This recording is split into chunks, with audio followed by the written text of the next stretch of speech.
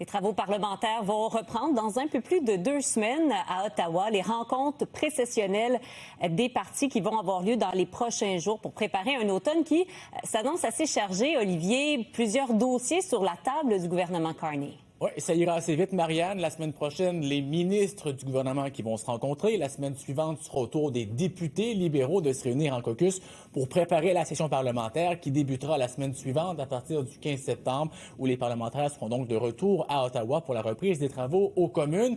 Parmi les grands enjeux, le commerce international, la question des tarifs, oui, avec les États-Unis, mais aussi avec la Chine. Est-ce qu'on pourra avoir une entente avec les Américains? Les finances publiques, parce qu'il y aura un budget cet automne. Comment on va gérer le déficit, entre autres, avec les nouvelles dépenses concernant notamment la défense. Les grands projets, ces 10 grands projets d'intérêt national que le fédéral veut accélérer, lesquels aura-t-on choisi? On le saura dans les prochains jours. Et finalement, la question de la lutte au crime. Pourquoi c'est particulièrement bouillant présentement, entre autres en Ontario? Vous allez voir Doug Ford, le premier ministre de l'Ontario, qui, hier, dans un point de presse, a brandi un journal concernant un nouveau crime qui avait été commis à Kitchener.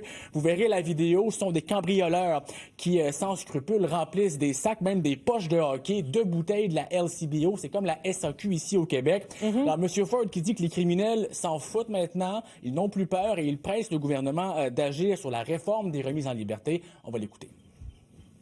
We got to catch these guys and throw them in jail. They just do not care.